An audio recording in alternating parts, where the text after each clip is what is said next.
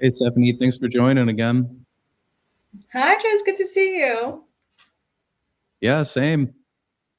Yeah, so let's talk about some of those that topic you had. I think you said could you go into the alignment of marketing and sales? Yeah, it's just funny that you asked that. So basically, the last few weeks, one of the topic that's coming up in on the B2B side and the B2C side is what we call S marketing, which I didn't know actually it existed. But S marketing is actually sales and marketing alignment. It's a real thing. And so, have you heard about it, Jay? I didn't know there's like a particular study or focus in it, but I kind of have always felt that things should definitely be aligned between those two topics. I remember learning about this, and I was when I was getting my HubSpot inbound certification, the alignment of sales and marketing handing things off and making the sales team's jobs easy, that sort of thing.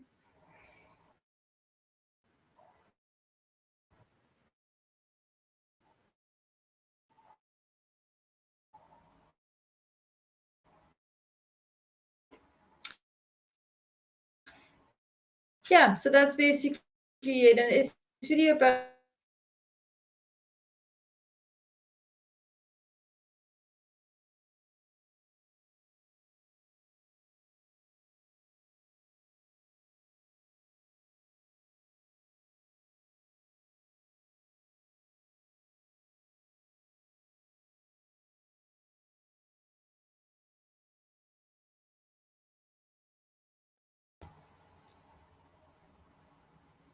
Hello?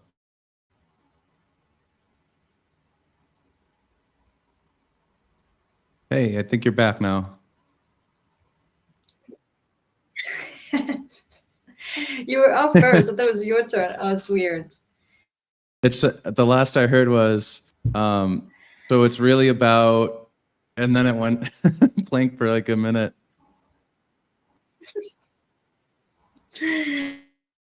So it's really about aligning and integrating sales and marketing efforts within the company.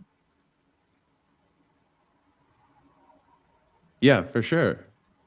Yeah, so I didn't get time to finish that example you had, but could you explain that a little better? So basically, I mean, the examples on the B2C side, actually, on the consumer goods side, I mean, I just wanted to put together a quick and easy sample example. So let's say you have a local bakery shop that wants to increase its sales, and improve customer satisfaction at the same time. So basically, typically, business will notice a decline in sales, and they want to attract more customers, So on the marketing side, the marketing team will decide to create a special afternoon delight promotion or offering a discount on a coffee and pastry combo during a certain period of time.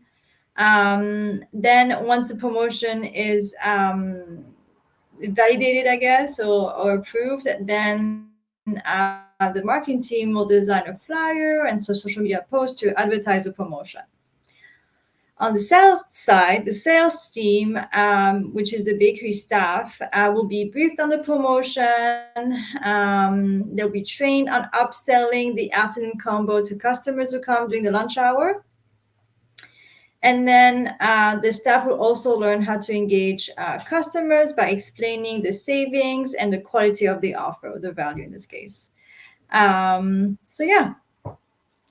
So, S marketing in action is when marketing and sales efforts are aligned through regular meetings and communication channels. I gotcha. Yeah, that example definitely makes sense. Do you see any recent examples with some of your clients or some businesses you've been speaking to that where this topic No, has come up? Yeah, so it comes up a lot. It comes up a lot, but for me, it comes up on the misalignment.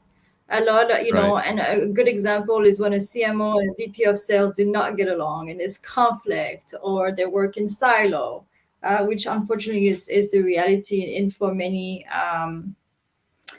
large companies. Yeah. Why do you think that is? Just different ideas of how to do the job, or? Typically stems from the organizational structure. It really comes down to that.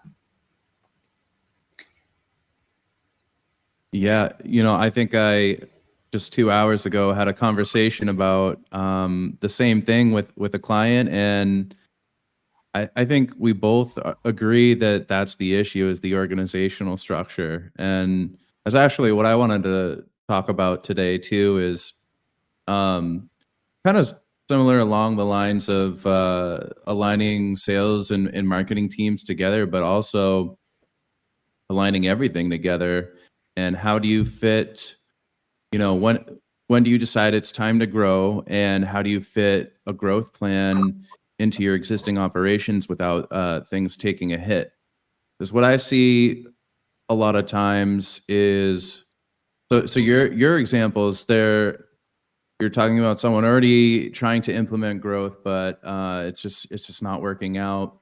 And then you have other people who are, potentially researching ways to go about it, haven't executed yet. But really, I mean, when I try and approach a new client or someone to work with us, that's the common theme, is we want someone who's ready to grow, and we want to help execute that. But how do you we're finding the challenge might be getting them organized, getting us organized with them, and fitting in with their sales team. So as a marketing agency, we're often, that chief marketing officer kind of role, and their sales team gives us feedback. So one example, and what we're struggling with right now, and we have our solutions, and I'd love to hear what you would suggest adding to this too. Um, for this client and many others, we are seeing low quality or low budget leads. For example, a construction company we're working with, and our proposal is to have pre-qualification of, okay, where do your prices start? We're seeing now, we're getting data in your market. Not everyone has the budget to meet your project minimum, whether it be a deck or exterior remodeling project. Um, where are these prices for each of these services? And let's make that really, really clear.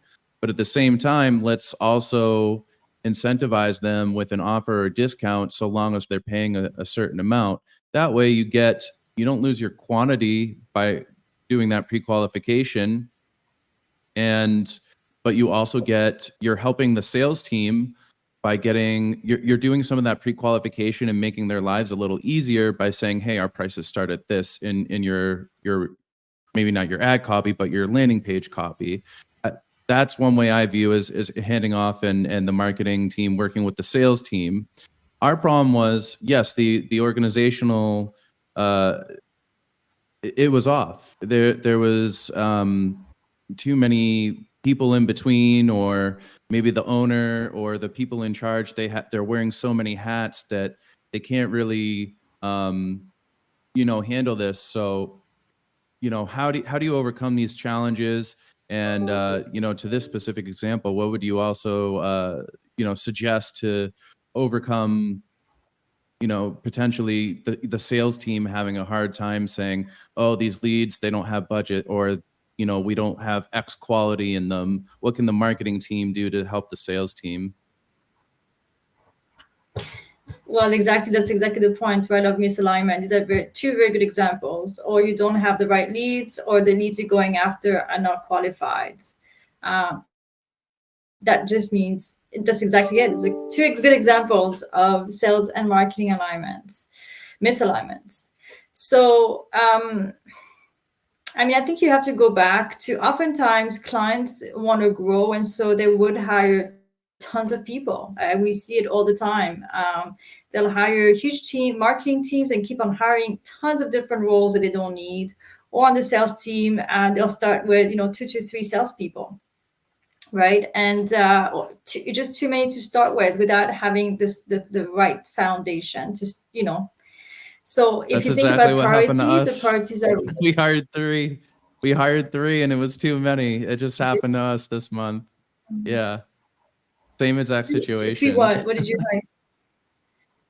You We hired hired three 3 salespeople? closers, and we generated very high quality appointments, but low quantity. Unlike how we overestimated how many we needed to hire. Sorry to interrupt. I was just supporting you with evidence there that that's definitely a common mistake.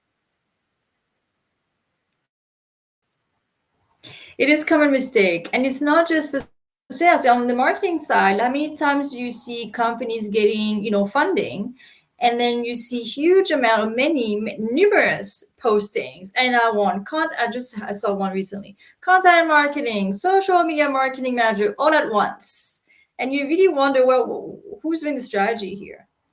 Who's doing the framework? They're assuming they have it, and usually they don't. So and this is what leads to misalignment between sales and marketing.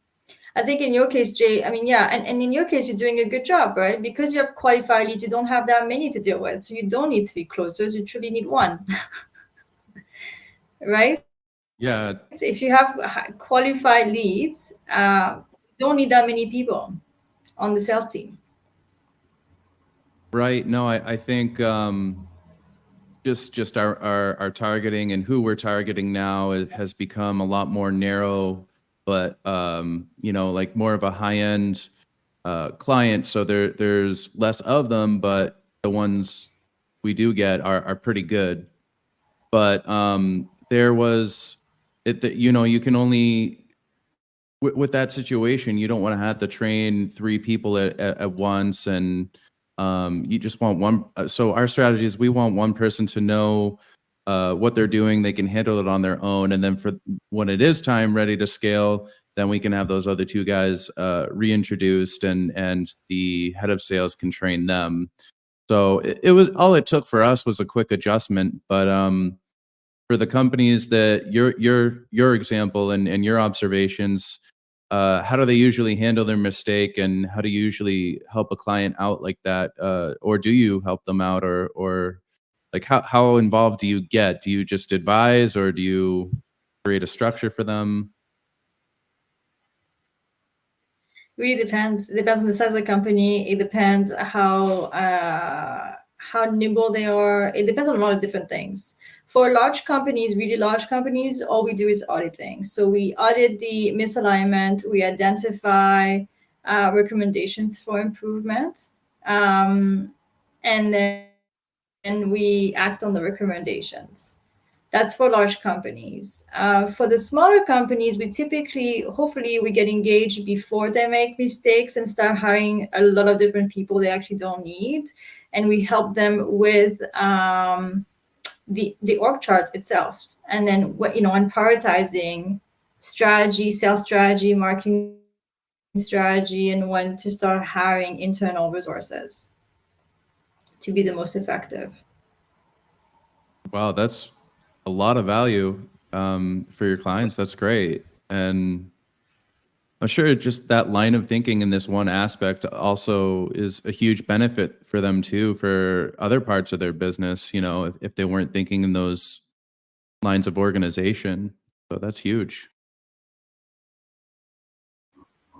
It's usually, all I say to my clients is that we only focus on valuation. We're focusing on adding value to the business, and the only way we can add value to the business is by being effective. Of course. And so Yeah. investing in the right in the right initiative at the right time.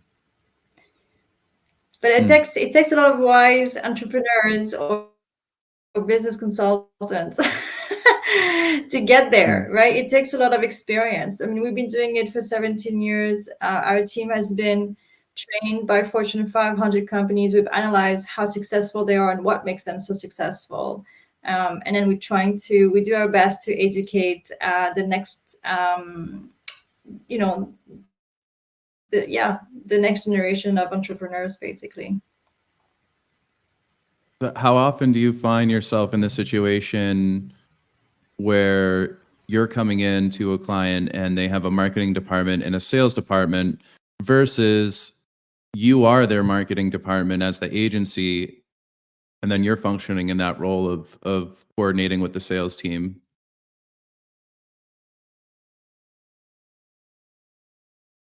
What's the ratio, for example, of the situations that you find yourself in between those two examples? Yeah, so for us, it really comes down to the executive team and their vision for their business and how, that's what it comes down to. We only recommend based on the level of maturity of the business, the goals. We make recommendations on the best approach and how we should prioritize resources and investments. But ultimately, some CEOs like to have an in-house team from the get-go. They want to have control. They want to macromanage. That's a choice. Others have been around the block and want to delegate as much as possible until they have to have an in-house team. Right. I see. So a bit of Work with both both. then. Yeah, so we definitely have both. Absolutely. Mm-hmm. Yeah, for us, describe.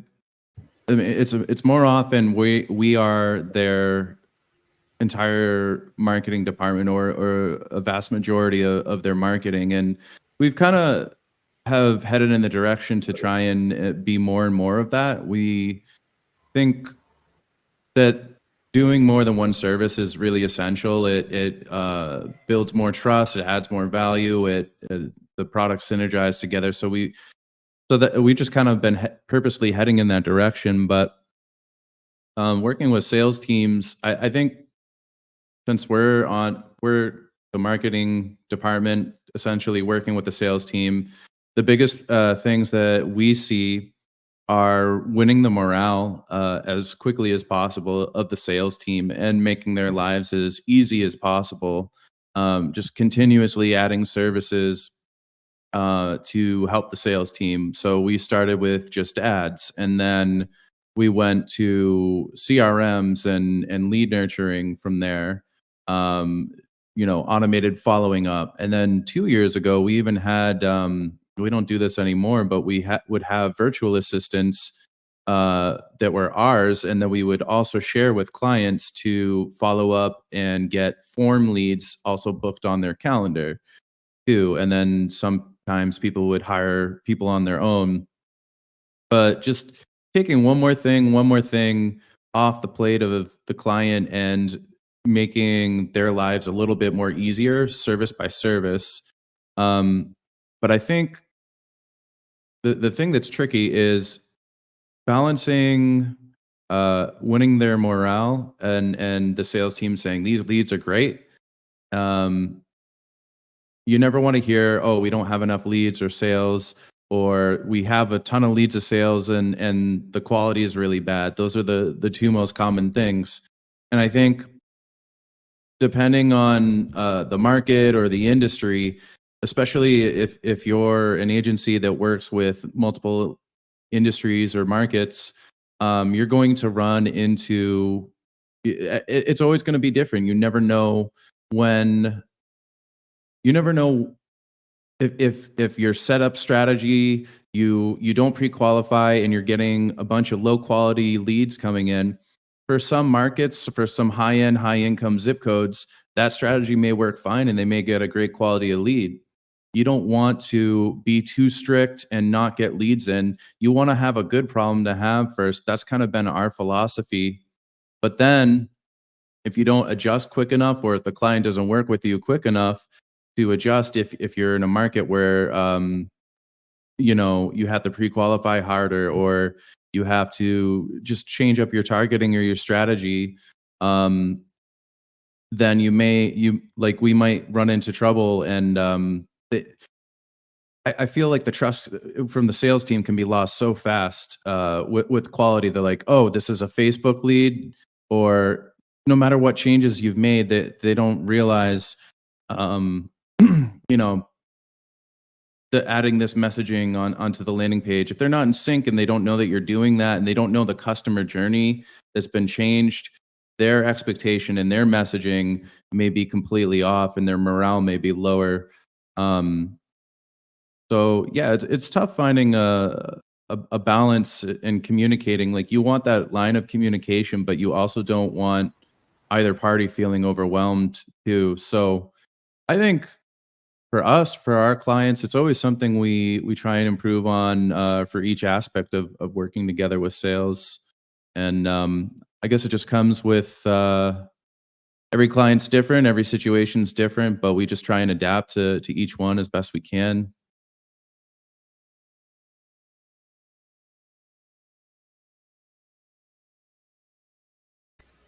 No, that makes sense.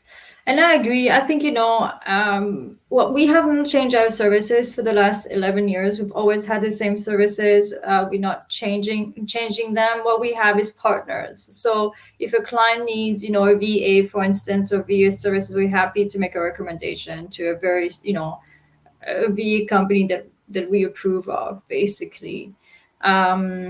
Same for a fractional CFO. I've seen it all. So we're happy to make recommendations to fill in expertise gaps.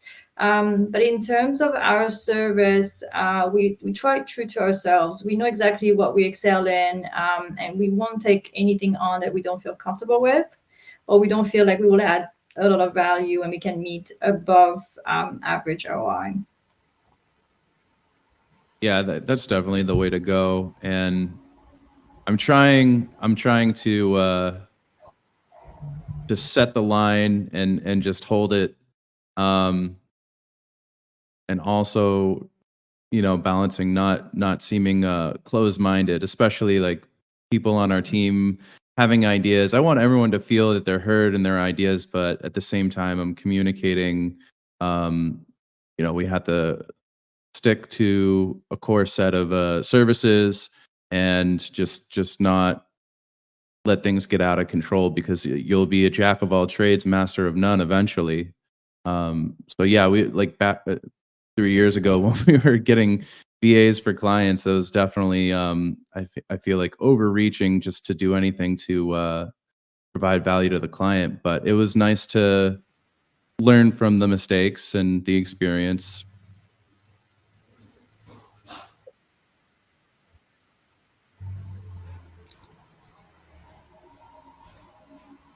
Yeah.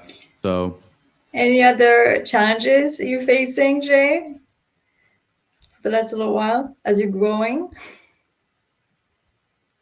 yeah, there's there's a bunch. I mean, first and foremost, like, we tried putting the clients and making sure that they were okay before we tried to grow, and um so that that process wouldn't sacrifice what they're going through. But no, it's just I think my challenges now, I'm able to empathize with our clients, especially the busier ones, and see what they're going through a lot more when they're just wearing so many hats, and things get added on. As a marketing company, you're helping people grow, but you're adding, in a way, this is kind of a bad way of looking at it, but you're adding a burden to a business owner. Like, and by burden, I mean another time investment, another thing to worry about. But we all have to remember, if we want to grow, we do need to sacrifice that time and that effort, that investment, to get to the next level. No, it's not easy. No one ever said this was easy, and it does require that focus and that commitment. So for my clients, for our team, for myself, I definitely, we're in that. Yeah, we're feeling that. How is how is uh, how has growth been for you guys? Has it been steady? Has it been are you doing new projects or just sticking to the same thing and just uh, more incrementally going about your business? Yeah, so I think the thing that we've changed the added value that we've reflected a lot on the value that we add for our clients, and we realized that for small to medium-sized companies, we actually act as a fractional CMO and give quite a bit of guidance on how to grow a business and align marketing and sales efforts. So we have been helping our clients with that lately. In terms of growth, we've always wanted to grow organically. So it's never been, winning a huge account and then scrambling to get the resources to get it done. So that's not the model we work in. It's really about organic growth. We grow with our clients because we have a strategy in place, we have a plan in place, so we know exactly what we're going to be working on every 3 months with our clients. Some clients want us to be more aggressive. We can do that. Others maybe want us to slow down. We can do that as well. So every client has different needs, and our job is to support them with those needs. But I don't remember, even during COVID. During COVID, we were so busy. I think we increased our business by like 40%. It was craziness. Plus, the team had to work hybrid. We were, like lots of changes, and yet we did not increase.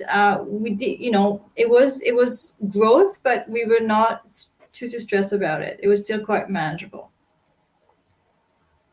because Yeah, the way we structure our accounts, the way we structure our relationships, it's very manageable. that's good. And you've been doing this for how many years now? Running agencies? Yeah, 17. So yeah, I've been in the agency business for 17 years. Yeah, and Pace Creative 11. Gotcha. So And it the must come foundation of more. our business is operations. The foundation is operations. That's interesting. Could you elaborate on that? Well, it's all around operations. So we again, it's all about structuring the business based on how we structure our accounts needs, basically our clients' needs. So that's how, from a strategy perspective, then it's content, then design, develops, and then tracking of campaigns or performance marketing. So we're very, very structured, and every single department is structured the same way, and they all align so we can offer a holistic experience for our clients. Gotcha. Yeah, I'm sure after 17 years But we've of invested in operations since sorry, go ahead. I think there's a little delay. yeah, there's a day, sorry. So yeah, I was saying we've always invested in operation. Like we have an operations director, and she's been with us for almost 10 years. Like it's really, operation is the backbone of our business. Yeah, that's great.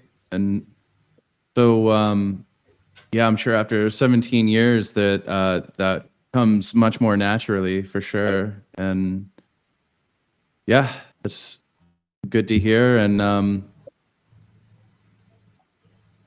you can like you were saying earlier, you pass that on to your clients, having that structure and being organized and working with their sales teams effectively.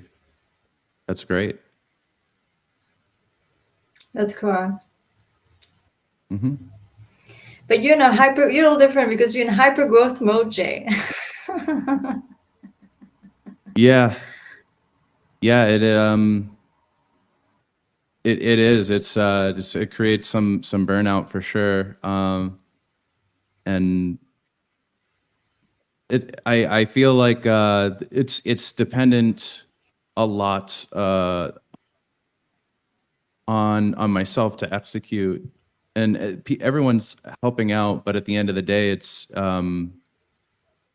I think the in any business, an owner is really reliant on just finishing and seeing through the major projects of any business, of course. Yeah, hyper growth mode. Um, have you ever been there before? No, no, no, no. Again, we're all about steady growth, right? We've always been this way. That's our mentality, and it's because again we're so operation focused. So we don't want to burn out anybody, not our team. Um, yeah, so no, we've never been. I told you, like the biggest growth we've had was during COVID. All our clients were investing quite a bit onto marketing and sales, especially marketing to align with sales, which is what is very nice. And but no, we didn't yeah, even that I wouldn't consider it a hyper growth. We didn't hire, salespeople or closers, or we didn't have special campaigns. Our clients was just coming back with more projects. Yeah, I think so. For the last 6 months, up until this month, it's been that way, um, and it's been growing organically. I been in our research. They say for marketing agencies, and maybe this example could apply to other B2B companies who have businesses as clients. They say no matter how hard you try, you can never get rid of your churn to 0%. So you should try and focus on building a sales pipeline. And I guess the thing that keeps me up at night, and I want to preface this by saying all of our clients now have been with us for over a year. Only the only one that Oh, great. left was a B2B client, and then after that, we teamed up with you. But all the B2C clients that we're with now have been with us for a long time. So I want to preface this That's with that because, yeah, thank you. We try really hard, to make sure that are that we're both successful. But anyways, there could be eventual churn, maybe not necessarily a client, but a service that wears out. Maybe an ad gets saturated, and we're not whatever it is. Something can churn. So what keeps me up at night is whether that churn of a service or a client, will the new clients coming in be greater than the churn going out? And to create a sales pipeline, and like we keep saying, um, like extreme growth that we're trying to build right now, is to try and offset any so we potential of that. yeah. Yeah, that's all I was going to say.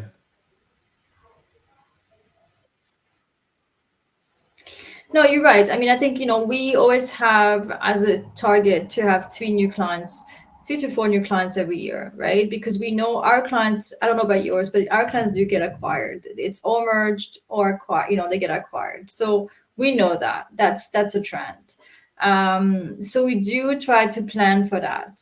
The other trend that we have is a lot of our clients are in the process of getting Series A right now, funding in healthcare. So we know those are coming in. We just don't know when exactly, but we have a few, supposed to come in the next month or so. So that helps us also plan ahead. And we have clients in the process of being purchased. We have all of that. But our clients are nice enough and transparent enough that they tell us what's going on, basically. And so based on that, we plan ahead. Our client acquisition goals are very different now. Now I'm starting to see why I'm getting burnt out. You said 2 to 4 a year. Ours is 3 a month. That's what we're aiming for. Yeah, and That's I'm a lot. Oh, MG. I don't know how you do it. I wouldn't be able to onboard the way we are based on our processes. I would not be able to onboard more than one client a month. There's no way. It's not possible. hmm. Well, but you're pulling it off, and you're not. I assume it must be from going for quality, not quantity. Like quality, not quality in the sense of That's a good correct. A lot of our situation for clients both come to us parties. because they want to. Sorry, delay. No, that's correct. A lot of our clients come to us because, and I'm sure for your clients, they come to us because they want to increase their valuation. They want to increase the value of their business because they have an exit in mind. And so that's why they come to us. But I'm assuming for you, Jay, as well, I'm sure some of your clients will have the same goals. Some of the same goals as ourselves, or is that what you meant? No, as increasing value for their business. So the reason they will come to you is because they want to increase value to their business. Oh yeah, of course. Yep. Yeah, certainly. But yeah, no, that definitely explains a lot. The the difference in client acquisition. Maybe maybe we're being a little too hard on ourselves, and I definitely my job on a daily basis, especially with the ROI estimate, is tempering expectations of a client. You know, can you get this on this budget? Can your work capacity afford to take on these clients? And maybe we have to do that for ourselves and say, can we afford this? Do we have time? Do we have capacity? I think we do. We've been planning it out, but every client, every agency should definitely ask themselves, you know, what is realistic, I guess. And so if you're onboarding 3 new clients a month, are they all the same type of clients? So they all have different, like, the different needs, and how are you handling it? Like, how are you handling the? I mean, it's feasible. I've other, we work with other agency partners, and they do a great job at it. But they also have a lot of account managers, right, to take on those new accounts, or they hire people every time they win an account. They hire a new account manager, which is a more of a branding, like a brand advertising type model. Yeah, it depends how automated uh, the service is, and can we offset saturation in terms of hiring as new clients come in. But the the first part of your question was, there's a couple parts to that. Could I ask you to could I get the question one more time?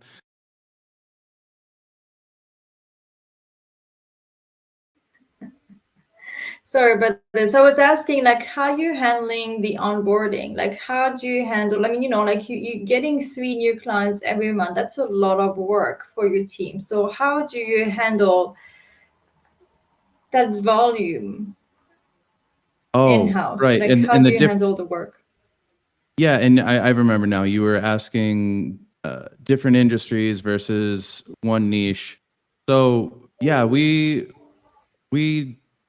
are picky with who we bring on, and we only want to work with clients that we know will be a good fit in a good situation, of course. And if it's going to be a bad situation, we just try and advise and recommend something else, another agency. Um, but in terms of onboarding, I mean, we have in the contract, we just have a very clear visual. You know what you have to do. You know, here's the things we need. 5 days, book a call. Anything missing, we take care of it on the call. We book the call as they're getting signed up, and that usually works pretty well. I mean, it doesn't always go perfectly. Clients have things come up, but onboarding, to answer that part of the question, and yes, different industries that we have experience in that we know can be proven. We've just find that most B2C companies work well with our core services, email and ads. The larger the audience, as long as it's a proven industry that we know that there's a demand for, we can capture it. And I know a lot of people, and maybe what you were getting at is you're reinventing the wheel, you're not specializing in one thing, and you have to learn each business. I think there's certainly some nuances that having a specialty can definitely help with. Like if you're only doing that one thing, what a lot of agencies do is they'll start doing cookie cutter campaigns, or they'll have proven ads that they know work. We've done that too, and that's really helped cut a lot of the learning time down and the setup time. But for yeah, so there's pros and cons, and obviously if you specialize in an industry, it can help. But I think that the core of success of the client really comes down to, does the agency know what they're doing? I think for us, as long as it fits within that, we can get good results within that B2C, and we have experience with it.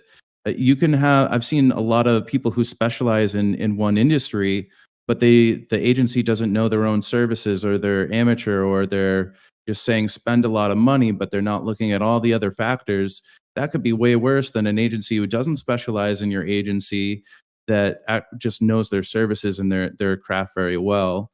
Ideally, you want the best of both worlds. But I think, you know, I don't know. We try and be adaptable to different things, and not just one industry. When we did Another point I want to make is, when we did focus on one industry, we found that I guess it wasn't the industry we wanted to specialize in. We didn't want to work with that type of client, or pursue it, or go out of our way to pursue it. We just found a lot of patterns that weren't good. So maybe if we do go back to specializing in one thing, um, we'll have to think about what type of client that is. But until then, we're calling it B2C.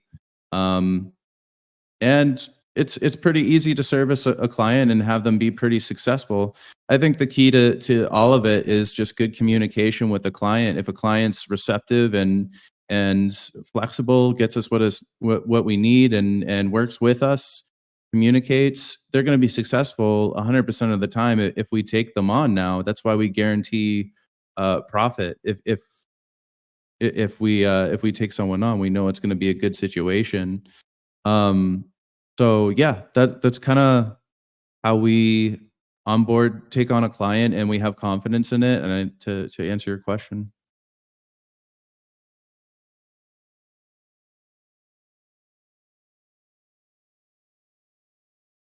are you doing any? Uh, I know healthcare is one of your specializations, but do you have any other, besides B2B and healthcare? Do you try and take on a bunch of industries, or is there a set few, or what's your philosophy on that?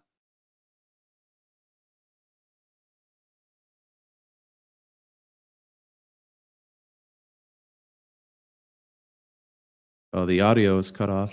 We work heavily in Oh, now you're healthcare. back. Yeah. So So I was saying, yeah, we work heavily in healthcare. You're totally right. And then manufacturing, and we work in manufacturing across all industries. And this is what makes us a bit agnostic,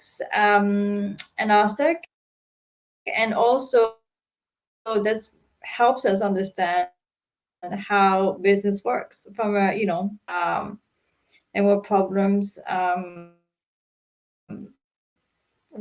clients are solving. So yeah, over the years though, we've worked across all industries. I don't think there is, well, the only thing maybe we haven't worked on is cannabis, but it's not find the opportunity. And the other one is blockchain. And again, it's not because we don't want to, we don't have the knowledge. It's because have not found the opportunity yet. But I think everything else we've worked in, from fertilizer to agri-tech to aerospace and spring manufacturing. Um, to engineering, engineering firms and construction blocks, and just imagine if you can imagine anything, and most likely we worked in that industry or some part of that industry. Wow, that's really interesting. Marketing on behalf of a blockchain technology company. How do you how'd you get into that? And was it a difficult industry to do marketing for? Like, how do you identify potential people who can use it? You really have to understand it, I feel like.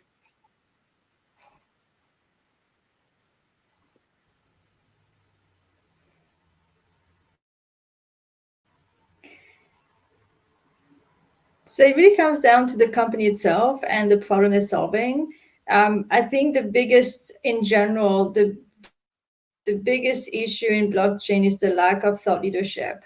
So there's a lack of investment in educating audiences or the target audience on what the blockchain does exactly and how it's solving a problem in a basic, with basic messaging. And that's an area that we're very good at. Yeah, I understand the basic concept of it. It's like a ledger that everyone shares, but I feel like there has been so many use cases for that type of technology, and your job would be to figure out all those industries, all those use cases, all those softwares that it could potentially be useful, and then educate people on that. So I feel like that's extremely broad, and there's so many ways to go about marketing for that. And have you found a lot of success in your campaigns for that, for blockchain? So we've not had a client in blockchain, and we love to. We do have the, as I said, we have the technology, like we have the knowledge on how, if we were to have a client in blockchain, we'll have no problem creating a thought leadership strategy for it. But I've not had the opportunity just yet. Maybe in the next few months. But we would love that. We would love it. Again, we follow that industry quite closely as a team because we are interested in crypto and just in general um yeah, in that industry. I think it's basically for the financial industry. So we believe in it. Well, not believe in it, but we like it a lot. We following it, identify a huge gap in thought leadership and educational content. So we cannot wait to have the opportunity to work.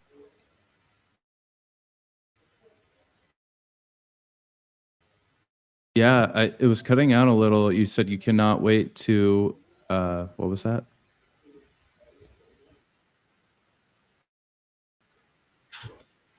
Have the opportunity to work with a blockchain company on a thought leadership strategy to fill in the gaps.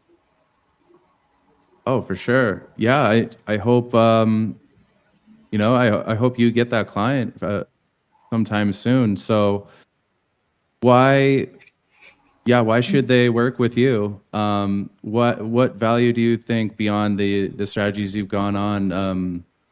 For example, what's the biggest problem you'll solve for them?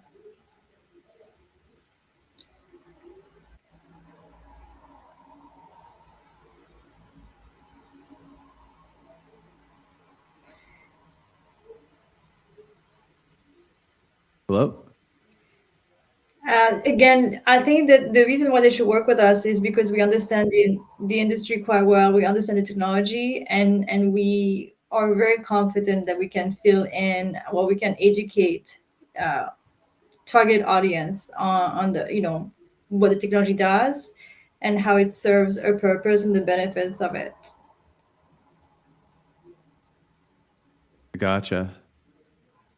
That sounds great, Stephanie. I think it's good to end it there. And hopefully next time we talk, we'll get a little bit of a better internet connection going here. That's been a little difficult with the delay, but thank you so much for your time and coming on.